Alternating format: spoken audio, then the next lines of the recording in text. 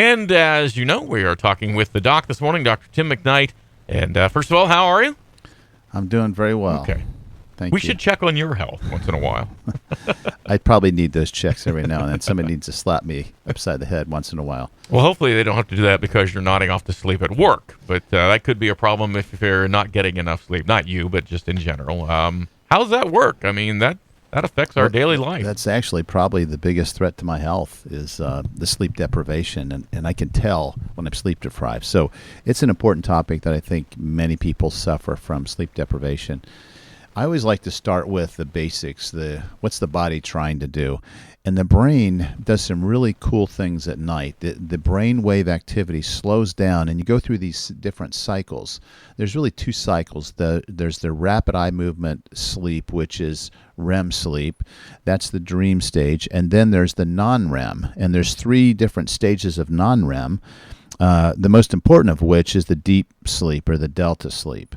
So when we start nodding off in bed, when we lay down and we're starting to fall asleep, we're dozing off. That is typically about a 1 to 5 minute cycle when you're feeling like you turn the lights out, I'm tired. Mm-hmm. And that's when the muscles start to twitch a little bit and the dozing off happens. And we actually go through that stage a couple times. Each of these cycles last about 90 minutes. So we go through each of these different stages about every 90 minutes. And as the night progresses, we spend less and less time in stage one, where we're very easily arousable. And then we slip into stage two, which is when the heart rate slows down and breathing slows down, brain activity slows down, and we become more resistant to external stimuli. And this is about 50% of our total sleep time, is this light sleep is what we call this. And then from there, we go into deep sleep. Now, this is when, if you've ever woken up your spouse or somebody, in the middle of the night on the couch or whatever, and they look confused, like, who are you? That's when somebody's awakened in deep sleep. They're confused, and it takes a while to wake them because they're in a really deep sleep. But this is critical because this is when the body both heals and grows. And I've mentioned this before. When children are growing, this is deep sleep. And they spend a lot more time in deep sleep than we do. We probably spend, on average, about 20% of our sleep time in deep sleep. And some people that have, say, sleep apnea or sleep disturbances have even less. Yeah. So they don't heal as well. And, when you're talking about healing from an injury or a surgery, that's the critical time when the body's healing itself. So that's important. There's also some evidence to show that during deep sleep, the brain, it contributes to more creativity, insightful thinking, and memory. But when we go into REM sleep, which is the rapid eye movement, that's when really most of the mindful changes occur in our brain. So we're taking the information of the day and we're storing it in places. So getting that REM sleep is critical for memory, creativity, and learning. And it's interesting that our muscles are essentially paralyzed during that time. The only muscles that aren't paralyzed are our eyes because they're moving rapidly, and our breathing muscles. But everything else is kind of paralyzed. So sometimes you have these dreams where you're trying to run away from a monster, but you can't go anywhere.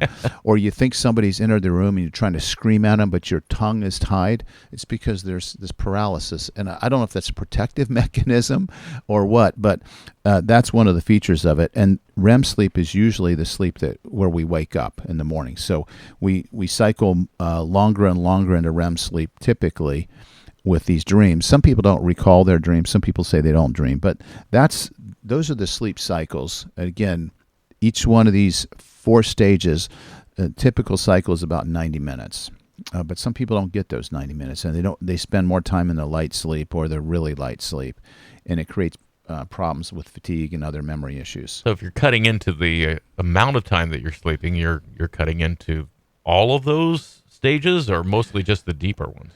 Well, probably all of them to a degree, but yeah, the one that you really suffer from is the deep sleep. And so what I've done, unfortunately, when I'm sleep deprived, I use some type of caffeine or a stimulant to get me going. And what I noticed is the sleep is not as restorative. The time in deep sleep is compromised, as well as REM sleep. And so I might have a lot of light sleep, but I don't feel as rested when I wake up in the morning. Yeah. So, that brings us to what are some of the things that that cause us to have these sleep disturbances and symptoms of sleep deprivation. So, falling asleep within 10 minutes or 5 minutes of lying down probably means you're sleep deprived. Needing an alarm clock to wake up every day, that's really a bad invention because that tells us we're waking up before we're ready. And if we tend to hit the snooze button, our body's saying, you're not ready to get up. I don't even want you to get up in 10 minutes when the snooze alarm goes off. Feeling groggy when you wake up in the morning or throughout the day, having a hard time getting out of bed every morning, mood changes, forgetfulness, and then trouble focusing on a task, that's usually a sign of not enough REM sleep. So I think people can identify with that, and probably most of us are sleep deprived. I would say the majority of people are sleep deprived. I have a Fitbit that I wear to bed at night, and I think it's fairly accurate. And I use this as a gauge, but I try not to get too panicked when I see a number I don't like. But I noticed the week I was on vacation, I slept about 30 or 45 minutes longer, and my sleep scores were much better. Mm-hmm. And the weeks that are stressful for me with a lot on my plate, my sleep quality is compromised. I think a lot of people can identify with that. So I use that as a gauge just to help me see what's happened now. The last couple nights have been stressful for me, the last couple days. And so yesterday I was exhausted. I got up early. I worked out in the morning, worked out in the evening. I was exhausted. And to get through the day, I had more caffeine than usual. And what I noticed is my restorative sleep wasn't as good. My resting heart rate was much higher than normal. So my sleep score wasn't as good. So smack myself in the face, I should not be using caffeine. I should be getting more sleep so that I don't need those stimulants, because those will impair sleep. And I think probably most people know that most adults need 7 to 9 hours of sleep, but very rarely do adults get that. And then senior citizens, they're usually 7 to 8 hours of sleep, but most of us are not getting near enough sleep. And I feel really bad for the people that work swing shifts because their circadian rhythm is all messed up. Well, that's what I was wanting to ask you. It's a little bit different topic, but wasn't the body built to be, agriculturally based, up with the sunrise and down with the sunset? Exactly. Yeah. And so we invented 8 to 5 and all this other stuff. Yeah. And, if you're a business that's got to be open for 24 hours, you're willing to pay people a little bit more to work through the night, and people will make that sacrifice for the money. But it wreaks havoc on your health, on your immune system, on relationships, on focus. A lot of danger with driving when you're sleep deprived. A lot of accidents occur for this reason. So not a good idea. And like you said, nature has designed this, and we've talked about this before. When the sun goes down, melatonin is released if you've got it, if you're making it. And that's what makes you feel tired at 7 o'clock in the winter and at 9 or 10 o'clock in the summer. Yeah. I mean, there's quite a difference there. So it's pretty powerful. So sleep deprivation causes a number of problems. So they'll come into the office and they'll say, I need a sleeping pill. And I'm thinking, no, you don't. You do not need a controlled substance to help you sleep. Because what happens with those is eventually they lose their effectiveness. And if you get older, they can cause all kinds of problems. They can cause focus problems, memory issues, and you're still not sleeping well, but you think you need this because it used to work. And then, the Ohio Board of Pharmacy is watching us and saying, why are you giving this to an 80-year-old who, So it's a hassle for providers to use these sleep aids.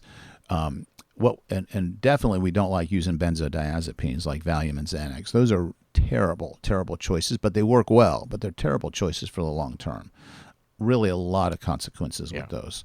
And you'll end up with a provider that might give you those for a while, and then they're going to say, well, the Board of Pharmacy has been watching me. I'm not doing this anymore. I'm not going to risk losing my license because I have to do all these steps for you to have this.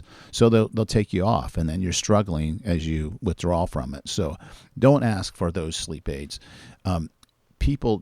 Many people don't want to make the lifestyle changes. So things like don't drink alcohol before you go to bed. Don't exercise within 4 hours of bedtime.